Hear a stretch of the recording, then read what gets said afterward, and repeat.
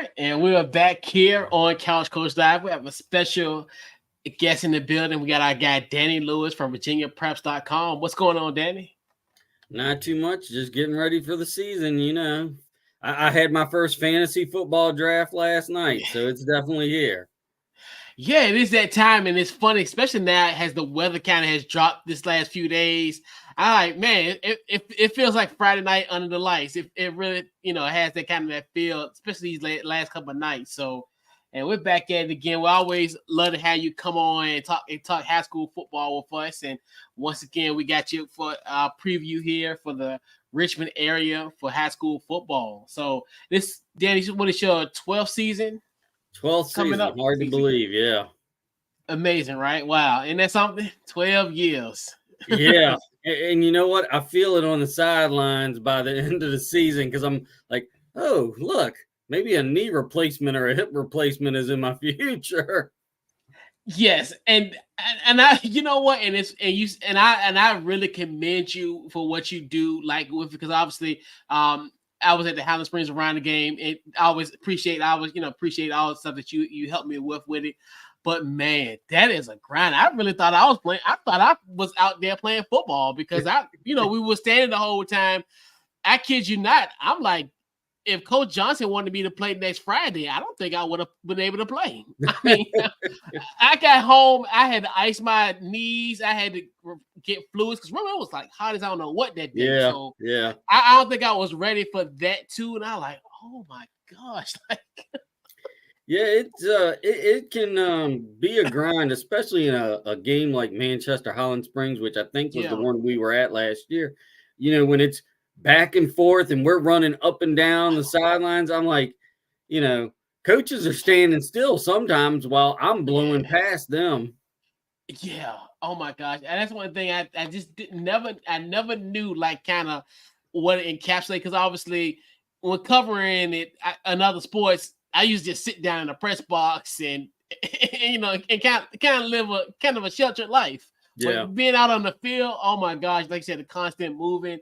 Yeah, I probably would have been I would have been I wouldn't have been out. I would have been out the next week for sure because it took me a while to kind of recover from that. And I like, yeah, you got to be in some shape to do that for sure. Yeah, and I'm in my late 40s now, so I mean, it's like, oh yeah, starting to feel a little bit, but it's a labor of love. So Yep, absolutely. So, and it's and we're here, so we're pretty much less than a week away from the start of high school football. So, and last year we had so many great storylines. I know we talked with you in November during the playoffs as far as like the rise of the city schools and so many different storylines of the 2023 season. So coming into the 2024 season, what are some storylines for us to watch in high school football this year? So there's a few, and it's always hard to kind of predict what the storylines are going to be because from week to week, the storylines write themselves.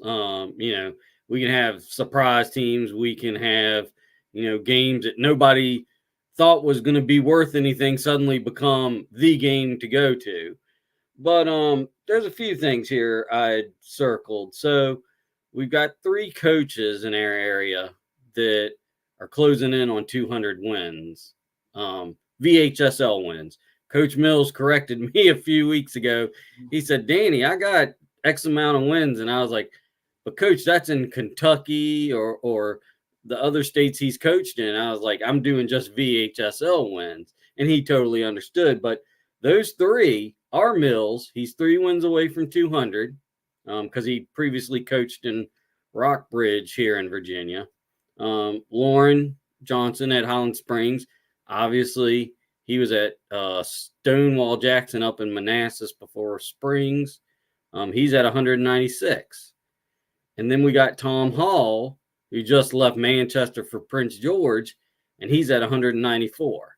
And so 200 is kind of like rarefied air. There's only a few coaches that have gotten to 200 wins in our area. So for these 3 to be knocking on the door, that's a story to watch in itself. And then speaking of Tom Hall, Prince George, he's a Hall of Fame coach, a legend at Manchester now, and now he's going to try to build something in Prince George that has been a tough place to win. Very few winning seasons. They've made the playoffs a handful of times, but never won a playoff game. So that's interesting to watch. I don't know that we'll see the full impact of this move for him to Prince George this season. But if he gets those kids buying in like they did in Manchester, then they might sneak out a win or two against somebody that they shouldn't beat. Yeah, absolutely. We got Manchester, Hall's old team. I'm curious to see how they progress this season. They've got a new head coach. They lost a lot of talent from last year. Few seniors, wide receiver, their running back, their second running back who really impressed me last season in the games I saw him, Corey Holland. He's now at Bird, so they lost him.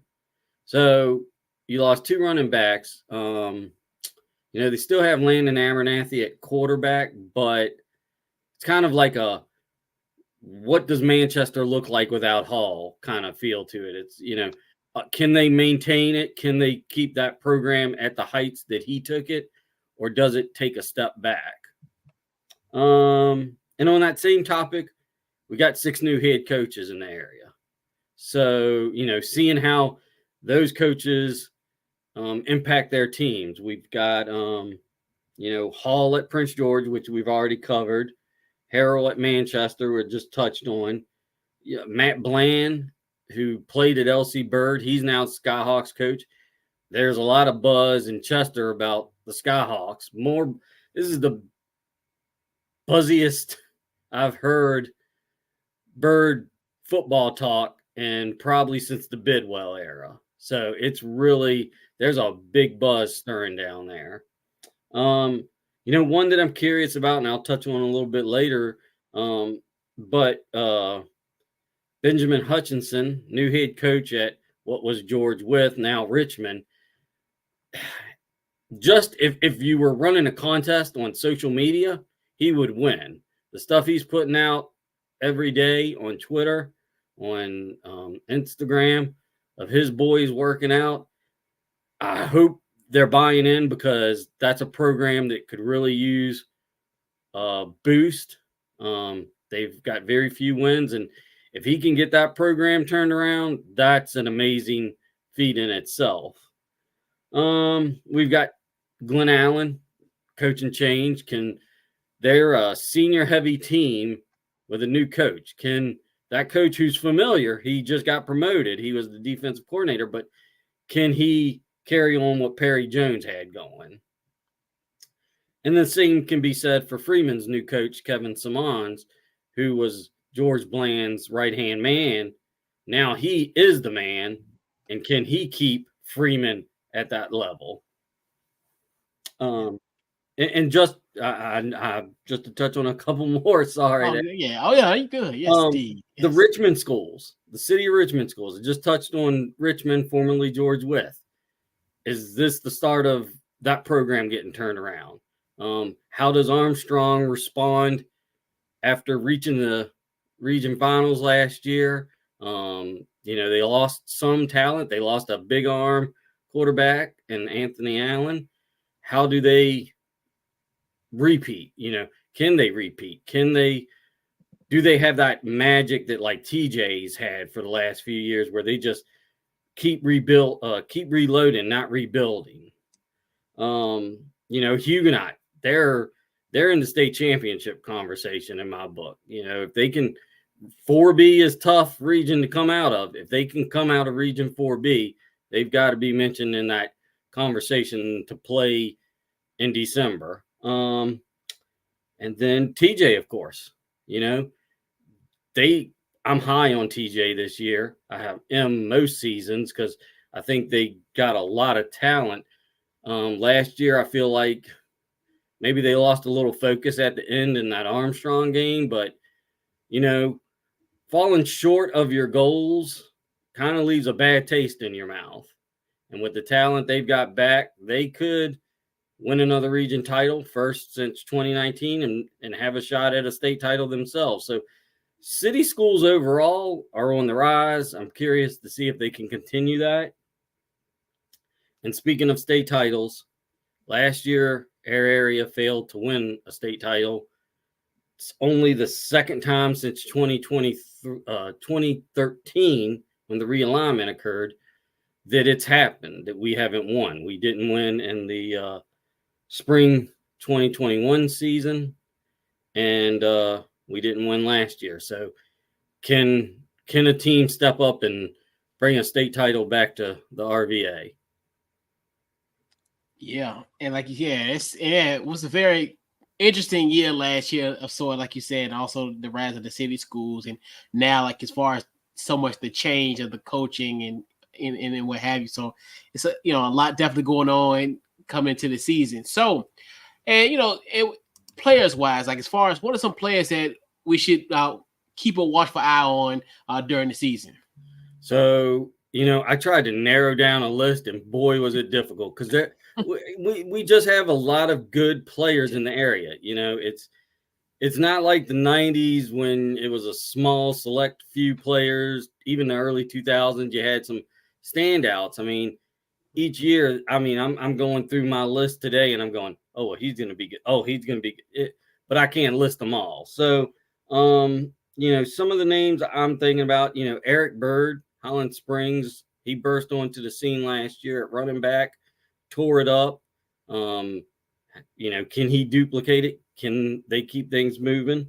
Damari Carter at Verona, great wide receiver. He's also going to be playing defense this year for the Blue Devils. Jay Sean Richardson and Braylon Hood. Verona's defense is full of stud athletes. I've told everybody, whether they believe me or not, that defense is a state championship caliber defense. So if you just go through that defensive roster, you're sold. Harry Dalton, obviously, that's self-explanatory. He is a stud. Bryce Yates, Dylan Newton Short, they are going on their third year starting for Matoaka now. They are studs both on defense and on offense. It's tough to say which they're better at because they're so good at both. Dylan Newton Short is committed to UVA. Bryce Yates is committed to Pittsburgh. These two are studs. They're a big reason why they won a region title last year. Keep an eye on them. Caleb Williams, Matoaka, defensive end. The entire Huguenot football team. I hate to be saying that, because it sounds like a cop out, not just one player, but an entire team. But they are chock full of talent. Again, I expect them to be playing deep into November. It's funny with that team. There's so much talent. It's just a matter of getting it all together. They were so close. They lost to Verona by 1 point last year. So they've got studs galore. And some of them, Ziggy Miller is just going to be a sophomore. So they're young. They got some young talent. They've got some experience. They're going to be a fun watch. I mentioned it with LC Bird. Corey Holland comes over from Manchester, running back. Him and Sir Paul Cheeks. I saw Cheeks last year at Bird. He's explosive. These two could mean big things for Bird football. Matt Henderson, Powhatan. If anybody saw them play last year, he is a stud. He can go up and knock down a pass. He can go up and get a pass. He's one of the more athletic guys I've seen come through Powhatan. A couple more Powhatan guys. Ben Whitver, wide receiver. Jamison Britt, linebacker. That young man is closing in on record for most tackles in Powhatan football history. So he's a beast. He's a beast. And then this one I'm not too familiar with, but I believe when a coach tells me something, I tend to believe the coach. And Midlothian coach Philip Gross tells me that DK Chapman Jr. is going to have a standout year. He's a running back.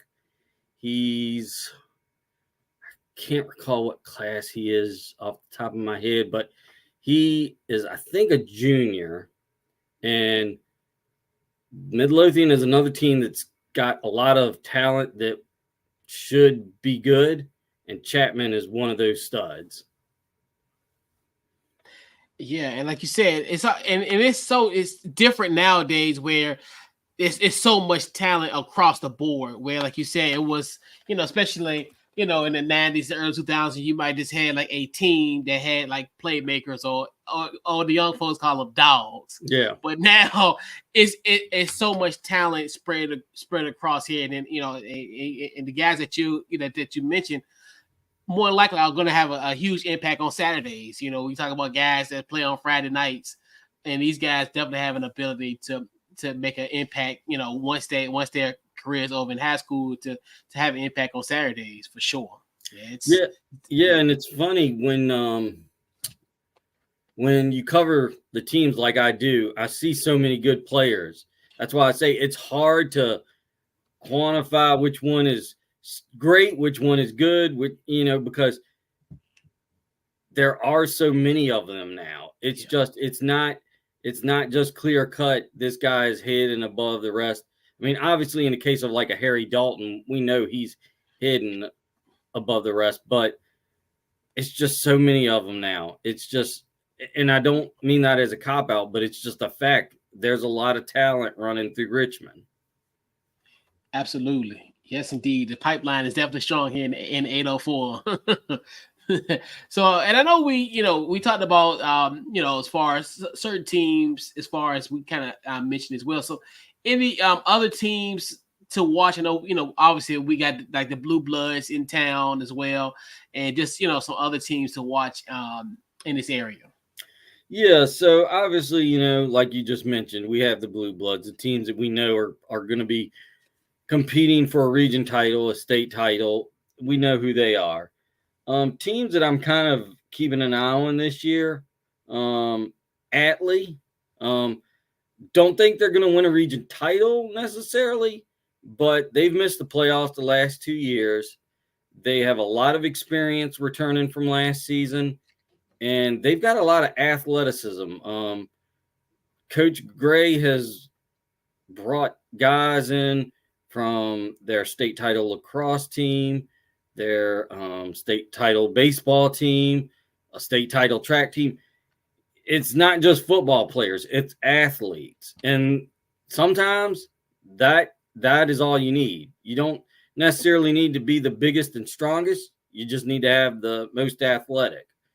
So I look for them to be an interesting team. Glen Allen, senior leadership, a lot of seniors. They had a good season last year. They went 8-2 in the regular season, lost in the playoffs, and the word was they were a year ahead of schedule. So if that's in fact true, then this year should be a special year for Glen Allen. They play a tough schedule, so we'll find out quickly. Midlothian, I mentioned them. That's a team that just missed the playoffs last year. They, at one point, 6 games into the season, they were 5-1. They lost their last 4 games, missed the playoffs. Just about everybody's back. And they have done an exceptional job with their strength and conditioning. I saw them at Trench Wars back in May. That's a big, strong team.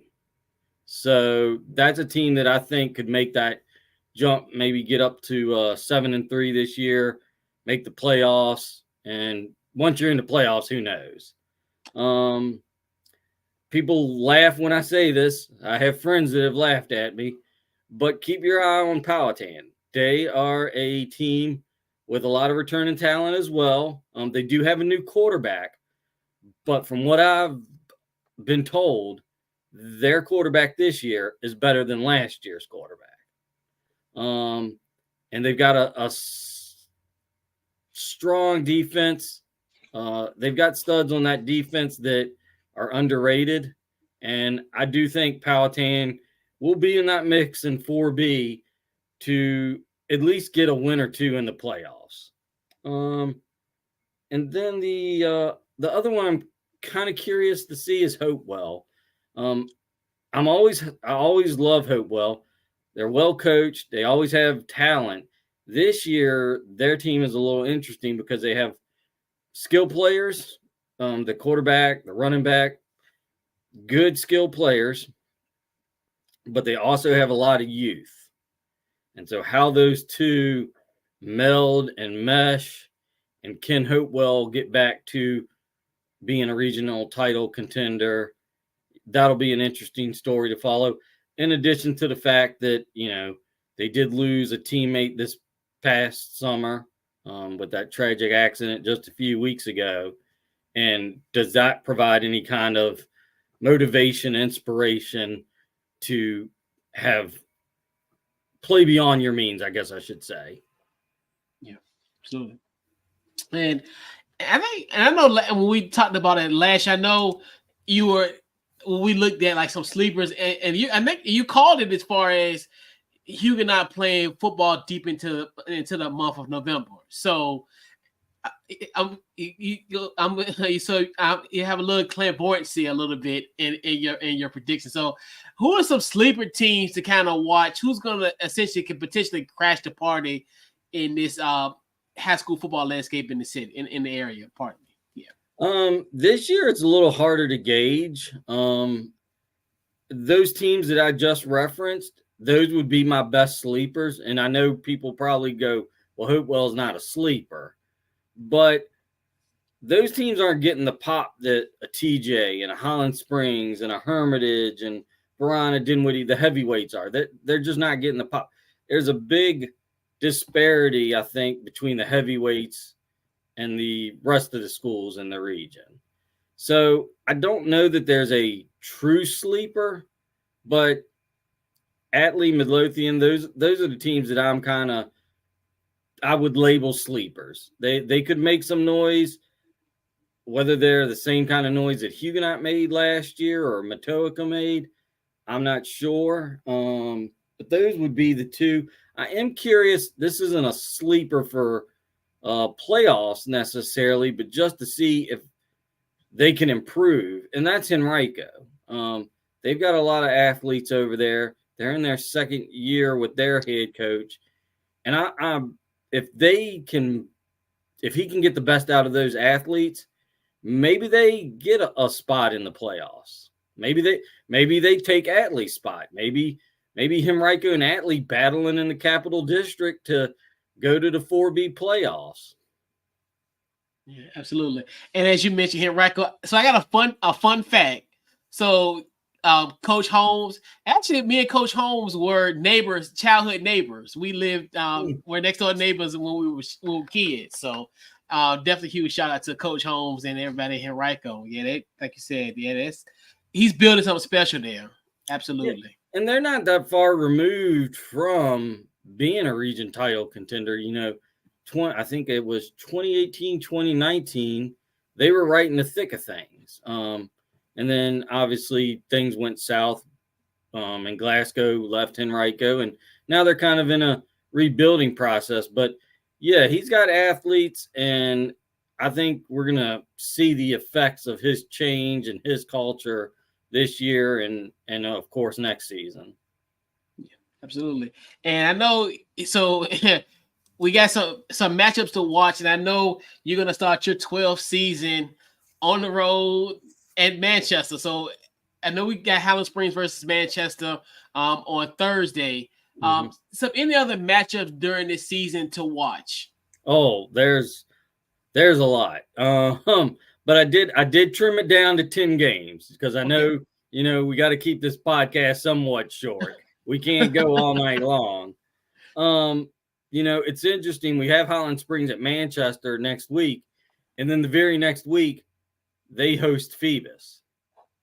And if that ain't a must-see game, I don't know what is. You're talking about two of the storied teams in Virginia finally clashing because fans have been wanting to see this matchup for years. So that's a biggie. And then the very next week, Highland Springs plays Maury, another one. So, just look at Highland Springs' schedule and you can have an easy time finding a big game. But there's also Thomas Dale Bird, Battle of Chester. That one should be interesting this year with the Skyhawks kind of getting back to the Skyhawks of old under Bland. And you got Thomas Dale kind of in a reload mode. In fact, that's what I titled my preview of them for Virginia Preps was reload mode. It's not rebuilding. They've got to plug some pieces in and get back to the caliber team of the past few seasons. So that one, Battle of Chester, rivalry game, that's always a fun one. Hermitage at Verona. Last year, that game was a slugfest. It was, I think, Verona 7-6. There was a social media war that preceded the game with players and coaches going back and forth. And Hermitage is supposed to be better this year. They have got a very good team. And Verona, like I said, they've got a state championship caliber defense. So that game, this might be the most interesting Hermitage Verona game since the Kane era. So that one's a biggie. Dinwiddie Maury, that's another big game. Dinwiddie, I think, is going to be in better shape this year. As far as athletes, last year they took a little hit from graduation. This year, I think they kind of rebound and make a deeper run in the playoffs. And facing Maury, that's a good measuring stick to see how good you are. Huguenot at Powhatan. If anybody saw them two last year, they played two epic games. Once in the regular season, once in the playoffs. And I think both games were decided by a touchdown or less. So if you want to see some stud athletes and some back and forth football, that's a game you circle. I'm probably going to be there. So mark the tape. Huguenot at Bird. That's going to be an interesting game. Like I said, you've got Bird kind of being rebuilt to Bird of old, and they've got Jason Wright at quarterback, who was the quarterback at Huguenot last year. You've also got the underlying story of anybody that's as old as me, maybe as old as you, remember the 90s and the classic Huguenot Bird matchups back then for the Dominion District title. This year, it might feel like the 90s again when these two meet. And then obviously, this one, Highland Springs and Verona. Yeah. That's and see how Spring and the Blue Devil can get along. So yeah. Well, hey, if you remember last year when we talked, I'm half Springer, half Blue Devil. My mother was a Springer, and my dad was a Blue Devil. So I got a little bit of both in me. Yeah, and that's always a great matchup, and that's the beauty of it, where it's not a rivalry in a sense; it's more of a friendly rivalry. We all pretty much neighbors, but it's all like that. But yeah, I don't know that they would agree that it's a friendly rivalry. Well, maybe once the buzzer is off, and maybe that Monday they're friendly, but that game and that weekend they're not friendly. Yeah, I think more so like how the generation is compared to like when you went and then when I went, it was fierce. Like I think it's a little bit more cordial. Like you said, it's still a rivalry, but I guess as the time has changed, it's not as intense as as it was back in the 90s and the early 2000s. But well, and to that point, the realignment of 2013 changed some of that too because. They're in different divisions now. Highland Springs is 6, Verona's 4. It used to be the winner of that game was going to the playoffs and the loser was going home for the season. So that changed things big time. But yeah, that's don't true. tell anybody in the East End it don't mean anything. Oh no. Oh, we know, yeah, for sure. Absolutely. You're right about that. Yeah, it's still a rivalry, but yeah, it's a little bit different, like you said, especially with the realignment, because that used to be essentially the Black Friday matchup. That was the Friday after Thanksgiving, where winner takes all, and so like you said, the realignment definitely, and and then obviously being in different, different classes, like you said, as far as that, it lessens it, but it's like I said, it still is, but Oh yeah. Oh, believe me. I see the stuff that gets said on social media. Believe me, it's still a rivalry. Yeah, it's around. Yeah, it's around. Like, yeah, that's the thing with social media. That's adds another kind of layer to it as well. But yeah. Absolutely. But yeah, so this wraps up our preview. So Danny, tell them where they can find you on social media in the upcoming projects and what you got going on. Yeah, so nothing upcoming project wise. We're still cranking out previews. I've got about 4 more previews to write. So I'm gonna be right up against next week's set of games. But you can follow me on Twitter at CRF for the number 4 Dan. And then I'm on Instagram at that same handle. And then of course Facebook, Danny Lewis. And I'm putting out content all season long, stories, videos, you name it, you can find it at Virginia Props. Yes, indeed. And once again, always a pleasure to have you come on. We got to work something out. Because I always say, hey, we do something like in November, but we're gonna work something out. We're trying to see if have you on a little bit sooner, but we'll talk about that as well. But definitely would love to have you on, more than just twice a year in a sense. So we'll work that on out. And yeah, once again, man, Dan, appreciate you for coming on and getting us primed and ready for the high school football season in Richmond. Yeah, it's always a pleasure. You know that. And a week from tonight, it's that close. It's here. Yeah. And we'll catch you guys on our next episode here on Couch Coach Live. And we're out.